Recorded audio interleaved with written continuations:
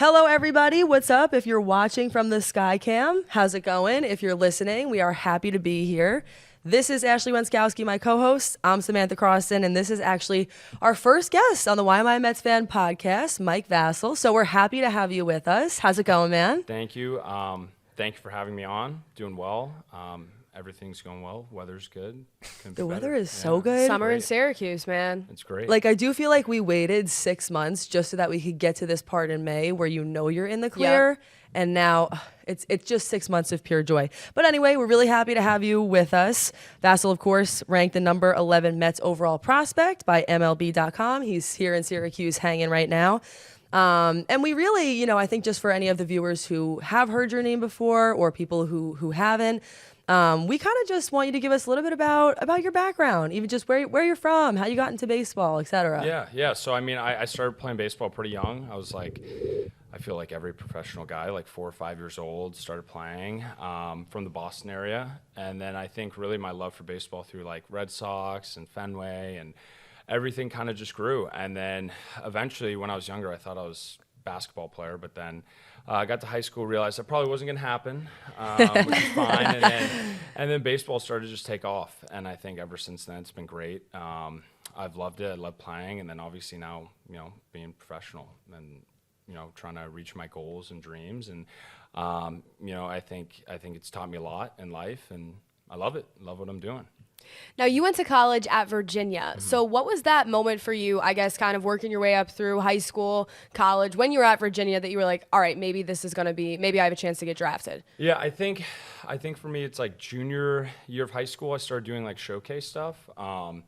So it was pitching well over the summer, and then I think I started to get interest from pro scouts in the area, and that's when I think I realized I was like, wow, maybe I actually could do this. And then I think I got to college, and then especially my junior year with the draft process with questionnaires and everything, and then you go through an agent process or advisor, I guess in college it's called. But yeah, I went through that process, and then I would probably say my senior year of high school, I figured like I go to college, I have pretty good chance of turning pro, which is pretty cool. It's never really something that a lot of guys I think about. So, but yeah.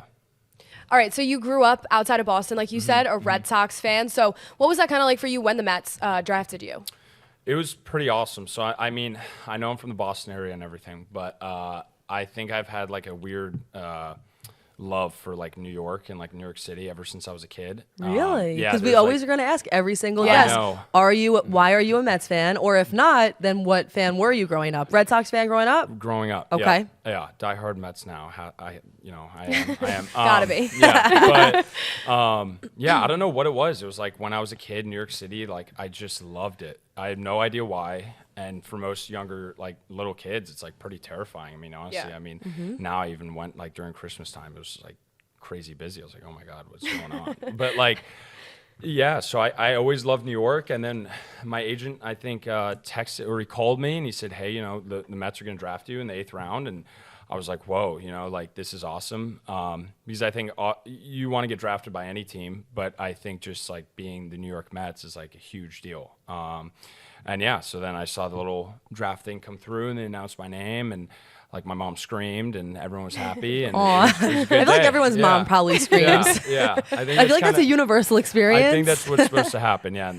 Hug from dad and then, mom screams. Yeah. I think that's how it goes. Yeah, that is really exciting. And obviously, since that point, it's been a journey. You're now here in Syracuse. I just want to know what that journey has been like over the past few years, what you've learned so far in your career doing this. Yeah, I think there's been ups and downs, and it's been crazy. I've met like a lot of people, a lot more than I thought I would, which I think's been cool. One of my teammates and like best friends now, Dominic Hamill, like I played him in college, and now we're roommates and best friends, and it's just you meet a lot of people and you learn a lot of stuff, and I think you learn a lot of stuff about just being like a human being too, like growing up that I didn't think I'd realize. That just has to do with baseball, and it's been an awesome journey, but at times it gets rough, which is normal. It's okay. But at the end of the day, I just think, like, would I want to be doing anything else? And it's always been no, so yeah.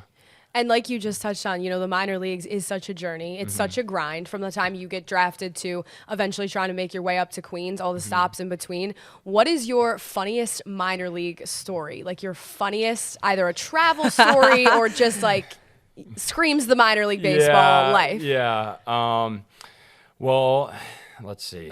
I got a lot of stories. Yeah. I can see him like racking his brain. He's like, which one's What the do I best? tell? I know. I got a lot of stories. I'm trying to think of something that like has to do with baseball, but Oh, it doesn't have to deal with baseball. yeah, no, I mean the thing is like, well, it's like as like a minor league player, like it's just like you get like a routine. So it's like you're going like you're home, you're on the road, you're home, you're on the road. So it's like I would say like for me, like I have a lot of stories from high A when I played in Brooklyn, which I think were like crazy.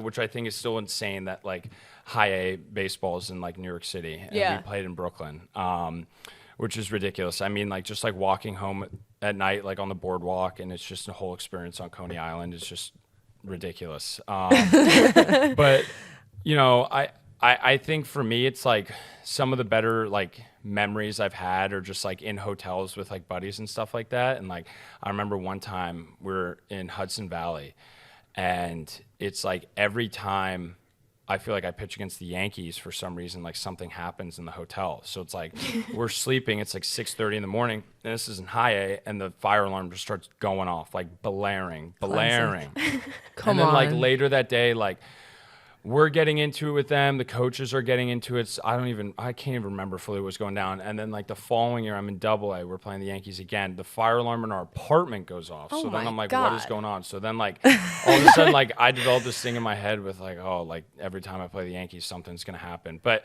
I mean, like I got a lot of stories, but I don't know. I'm just going to, I'm trying to think of like specific baseball stuff. I mean, it's really more just like memories with guys having good games and stuff like that. And No, I get that. like like the day I got promoted, but Luke Ritter also to here to Syracuse, like he hit 3 home runs, and I remember like 2 weeks before that he's really struggling. Like those are the memories I hold on to of like great stuff. But if you give me a little bit of time, I'll think of a good story. Yeah, we can come back to it. The Yeah. Yankees Yeah, are out we'll to come get you. Yeah, I No, guess. seriously. But I also get that, like, that whole, like, just the mentality of, like, all right, so it happened a few times. Like, I feel like there are certain positions like that, pitching and goalies and whatnot, where it really is, like, a game within a game. And so much of that's mental. And I want to get into that. Yeah. But I first want to know what you honestly think of Syracuse. I want to know what you've made of this city. No, so I've loved Syracuse so far. I mean, last summer was weird weather-wise. I think, like the Yes. fires in Canada or That whatever. was weird. I don't Yeah, know. Yeah, that I don't was- know what that was was- going on. that really it was. was like supposed to be sunny every day, and Yeah. then it was just like gray. And Yes. like not even. It was like yellow. That And was truly odd, come Yeah. to think of so it. yeah, so I didn't get my best judgment. But my goal for this summer is to like get out more downtown. Like we live pretty like decently far from here, so I want to see areas. I want to get to whatever recommendations for restaurants or whatever. But Drop it in the comments it's been- for 'em. yeah, in the Y'all know what to do. comments. Yeah, but I mean, up until now, like I've loved it. It's been great. Starting to win, so we're getting some fans and everything, and that's what we want to see. We want the fans. We want some good support. I think it would really, really help us. So, yeah. Totally. Now, before you came up to Syracuse, obviously Double A in Binghamton, like growing up in Boston, did you even like know the area at all? Had you ever been to upstate New York? Like, I don't even know if I'd been to upstate New York before this. I might have like driven through, like maybe. Yeah. But obviously I'd heard of Syracuse before, but I Right. don't think I've even like had heard of Binghamton, let alone Yeah. there was like a college there. So Yeah. like then like once I got drafted by the Mets, I was like, oh wow, there's a school there, and like I was cool with Binghamton too. Like it was fine, it was a good time, but like upstate New York was an area that I just really hadn't been. So like now that I'm here, I'm like, wow, there's a lot more. And I'd known a lot of people from like where I grew up. A lot of people have gone to Syracuse and everything. They loved it. They're like, hey, you're gonna love it whenever you get up there. And I was like, all right. So, but yeah, It's great. Wait, remind me who you said your roommate is? Dom Hamill. Okay, that's one of your best friends on the team? Yep, one of my best friends. Because I was gonna say, like, I also wonder. Obviously, you're in Syracuse. You're all here specifically for that. Like, what is the culture like? Like, I imagine those friendships are probably pretty strong, considering it's kind of like us. Like, we're up here for broadcasting. You really don't know that many people in the area if you haven't grew up here. I'm from Long Island. She's from New Jersey. Yeah. I mean, I would say every day the locker room's pretty electric. To use one word. We love that word. Yeah, we actually use that word all the time. Music going all the time, guys dancing around. I mean, it's just like a great environment. Who's the best dancer, though? Oh. Well, Dom's a good dancer, too. Okay. But wait, too? So you're a good dancer, too? Oh, I'm a great dancer. But, yeah, I'm a fantastic dancer. But I don't always break out the moves. But Jose Iglesias is a fantastic dancer. He also has music coming out as well. Really? Okay. He's got music coming out. Single dropping soon? Shameless plug. His music name is like, I think it's Candelita, which is like little firecracker or little flame, maybe. That's so cool. I will be looking at that. Yeah. Okay. So we'll look for it. Yeah. We'll promote it. Yes, you have to. He's got music coming out, and he will break out the moves at any time. Love that. I absolutely love that. Yeah. I want to get into the Syracuse Mets team because, I mean, listen, you mentioned it. They've been on an absolute tear at this point. 27-16 is the current record. You guys are in second place in the International League East behind Scranton, who you're playing next, if I'm not wrong. Yep. Okay. I mean, what do you attribute some of this success to? I mean, I think first is just like the environment. Like the team, I really think we're like all pretty close, and I think a lot of times, like too, it's like, you know, the other levels of minor league baseball, it's like you don't have a lot of guys who have major league experience, so it's like you could very easily get in a trap at AAA with like guys either wanting to get back or guys wanting to get there. And I think what's fantastic is like this team is not like that at all. It's like really guys just playing to play and like playing where they're at, and like that's what makes it so much better. And I think also, like, a lot of the older guys in the team are willing to help, share experiences, stories, like anything. And I think that's huge for a younger guy or just the younger side of the team. And it's rubbed off. And I think we just bring a great energy, and everyone's bought in to just, you know, wherever you're at, doesn't really matter. Like, we're just going to play baseball and win. And it's kind of just been the attitude. So, yeah. I mean, something's working. Yeah. 10 out of your last 12. Yeah. Like, that is one of the Right? hottest teams in, like, pro baseball right now. Who would you say you've, like, really learned the most from, I guess, on your way up? Or, you know, guys rehabbing. Max Scherzer was down here for a stint last summer. Just who have you really, like, taken the most in from? Yeah, I think it's hard to say, like, one guy, because I think player-wise, it's, like, lately it's been, like Jose Iglesias. Like, I've talked to him a lot about baseball, but it's, like, he's just coming into, like, my life like now with like baseball, so it's like I can attribute some stuff now. And like last year Tyler McGill was like down, or I think he was down here in Syracuse for like a month and a half, and so it's like talking baseball with him. And then like it's been like everyone, little bits and pieces, and like coaches too. You know, the AAA pitching coach now, Grayson Crawford, and the one before, Kyle Driscoll, who's now with the Diamondbacks, and then the AA coach, AJ Sager. Like, it's just such a big team of people that I can't like pick one. But I think for sure, like, Tyler was a guy last summer that really helped me with just like talking pitching, but also just like being a human being. And I think that's one of the things when I first got to AAA, it's like I was so focused on just like baseball.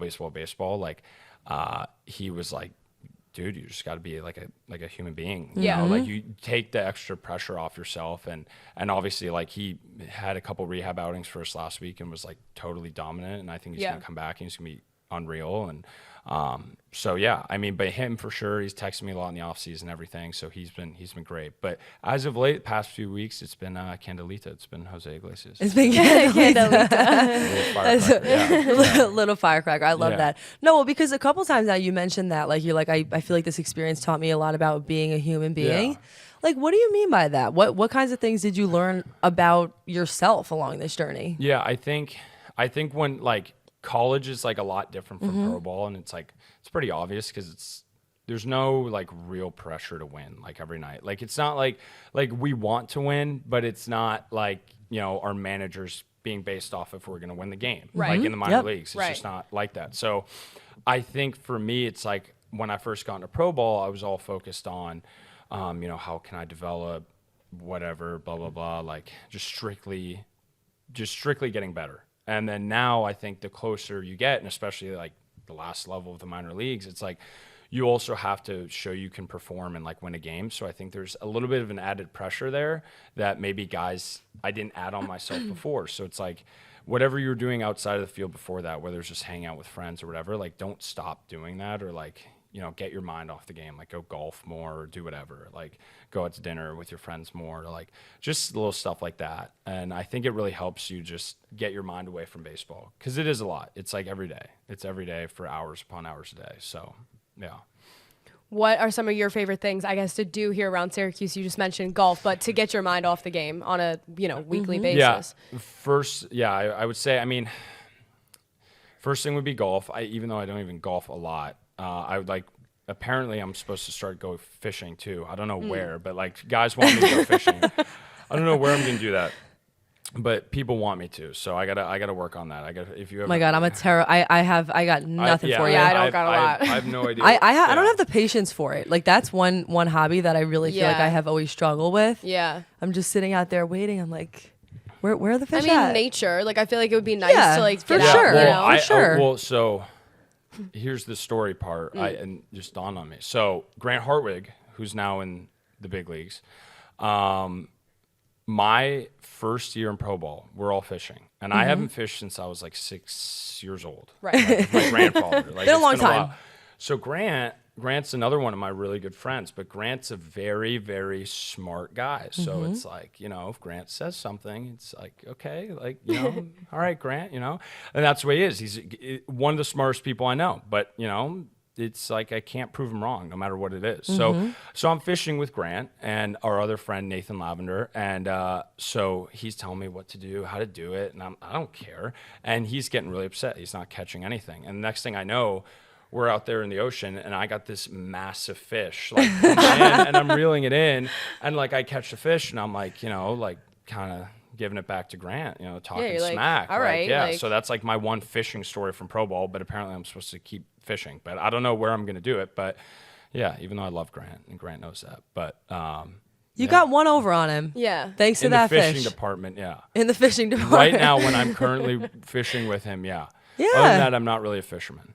Okay, well, So, we'll work on ask it. around. We'll I'm sure work we on can it, find yeah. it. Find a couple find some spots for you. Maybe like Lake Ontario. I don't know. Do they No, fish on Lake Ontario? I really don't know. I have no idea. We don't know enough about fishing to answer Yeah. that question. But we'll ask around for you for sure. But no, honestly, like in hearing you talk about it and hearing you talk about the mental side of things, I will say something that dawned on me. I'm not sure if you're gonna agree with me on this or not, but I was a lacrosse goalie in college, and I feel like it's sort of the same thing where when you're playing sort of an individual position where you really have to focus on your own performance, to me it always felt like a game within a game. Yeah. And there's a big mental component to that because in my case, the last line of defense. For you, I'm sure is something different, but still, you see that at every level. And you talk about the pressure. When you leave here, we're going to spend 25 minutes discussing the ups and downs of the New York Mets Yeah. over the Yeah. last week, including Edwin Diaz and some of his recent struggles. But of course, as fans can be, they're quick to jump on the results and what they're not seeing. I guess my long way of saying, I would love to know from you, what do fans not know about how difficult something like that is? Because he said, my body is fine. I'm thinking about things too much. Yeah, I mean, it's really tough because I think even when I was still like younger, like watching baseball and playing, but like didn't understand that like there's a lot of things that I think come into play when you're like pitching, and especially pitching professionally, whether like you're a guy that's signed a contract like him or a guy that's trying to make the big leagues or whatever. Like there's so many, I think, things outside of the field. Like, do you have a family, or you're trying Yeah. to support people, or you're Yeah. trying to live up to a certain expectation, like just self-pressure. And like, I don't know what's going on with him, and obviously like what he's dealing with, but like he said, like he's struggling right now. And it's like, we also like, I've seen that, and I've struggled too. Like I've felt that pressure as well. Like you don't even know where it's coming from. It's just like an added pressure, and it's just because of like your life. Like you want to do so well. And I think that's one of the things is like when people go out there, they might have the same like visual effect that people are looking at like as a fan, but like something upstairs is just like not fully convicted to what they're doing. And it's just like the slightest bit of like doubt, I would say. And like it happens. Like sometimes it just like I've been going well for 6 outings in a row, and then all of a sudden it's just like, am I going to keep doing this? And it's just like that little part, just boom, and then it happens. And it's tough. And that's why this game's so hard. Right. It's so hard. Like, And, how do you climb out of that? Is there like legitimately any? This is obviously it's so different. It's mental.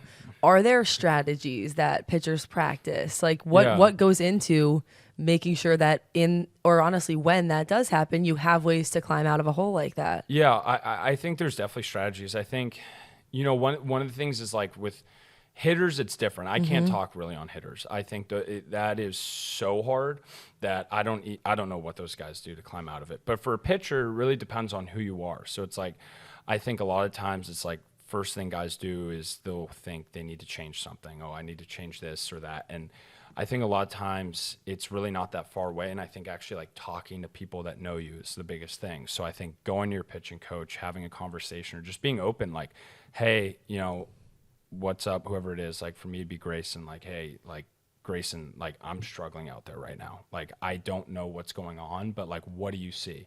And just like ask him for help, because I think with pitchers especially is like we don't want to like almost like admit that something's not going right, because you want your team to trust you. You want your teammates to trust you, and it's hard. It's really hard. I always like use a comparison of like if you're watching a football game and you see a quarterback throw a pass like 20 yards, everyone's like, wow, that's like, wow, what a pass. And it's like that's the distance from the mound to home plate.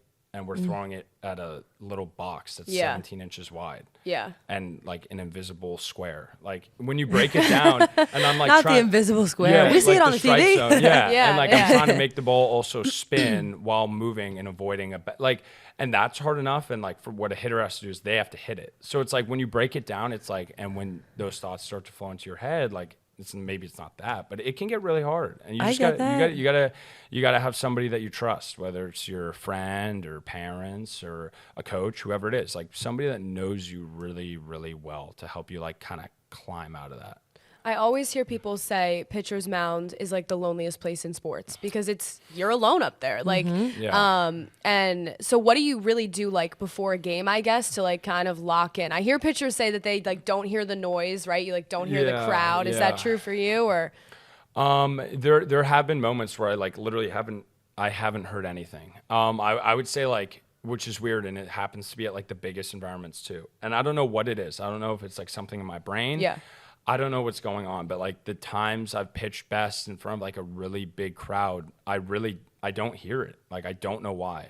I think it just, your mind goes to like a next level zone. And I think for me, it's like something I'll do is I'll come in the dugout, and what I'll do when I'm maybe like starting to feel myself like slip is I'll be like thinking about the next inning, but in the wrong way of like, oh, I got to do this or whatever. And like when I take a step back, what I always do is like I look down at my cleats and I'm like, all right, I'm in the dugout right now. Like I'm not on the mound. Like you got to just take a step back. That's so interesting. And I think that's it really helps me, because it's like you're not actually like in that environment yet. Like don't waste your energy on that.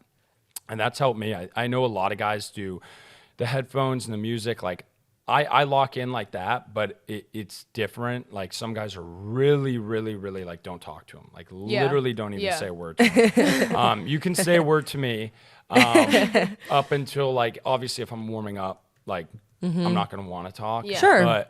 But yeah, it's the weirdest thing. Like I've lost focus over the smallest things, like just even laughing during a game, and I'll like be pitching well through like 6 innings, and I'll give up like 2 runs in the whatever inning it is, and I'm just like, how does that happen? Like, just the smallest bit of like, oh, haha, like laugh at a joke, and the next thing you know, like I lose focus. But it's like that. It literally is. No, like I believe it. I believe it. It's fun. I'm trying to remember.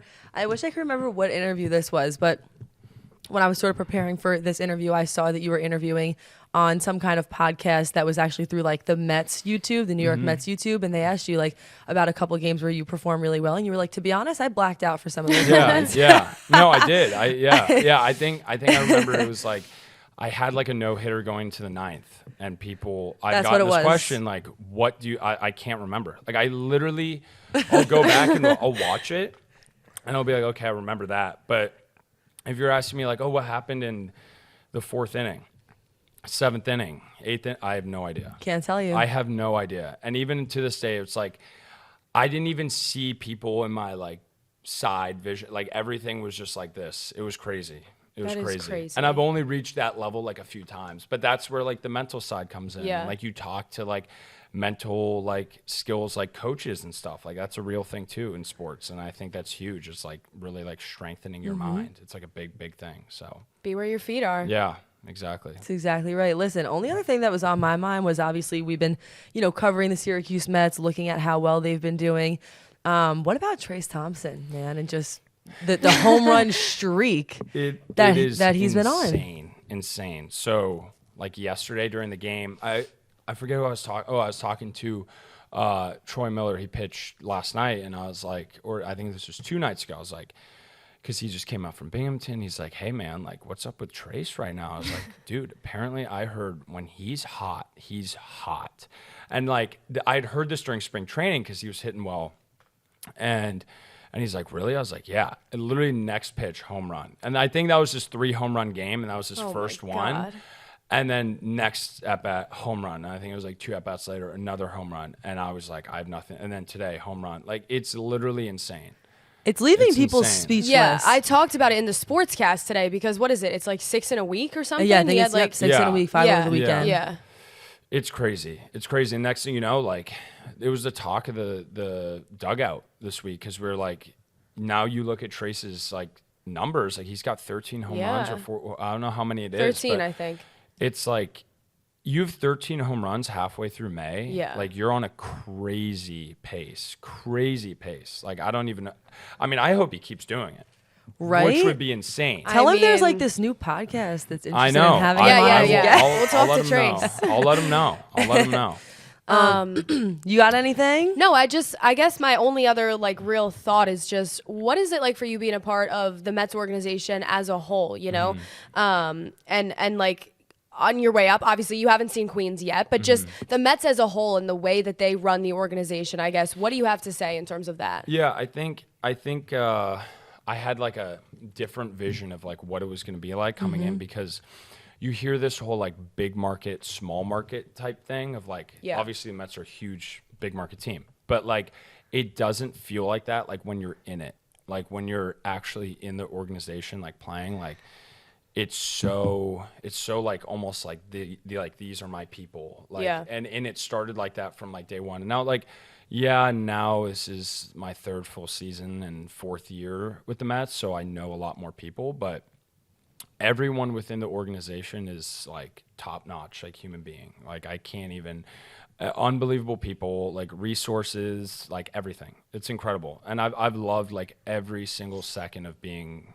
in the New York Mets org. Like it's been unbelievable. And yeah, they've really helped me like in so many ways to where I am right now. And even like, I think it really shows like whenever I'm struggling, like they are so on top of like trying to help me or like yeah. whoever it is, like that's the way they are. They run that way and they want to create like the best team of all time. And it's awesome though. And that's what I see from my side. So it's like, I know what goes on like Right. on the outside and everything, but when you're actually inside, you're like, you know how much these people like really care. It's like Yeah. unbelievable. So I love to hear that. Well, I'll tell you who cares, the fans. Yeah. Which is why we Yep. started this podcast. But listen, thank you so much, Yeah. man. So Yeah. great to have you. Great time to remind everybody, this is the Why Am I a Mets Fan podcast. You can find us on our YouTube page. You can also find us on TikTok, Instagram, Twitter, because our intern Dan has been Apple Music, just Spotify, demolishing the every social media platform. Yeah, Dan kills it. at Why Mets Pod. So follow us there.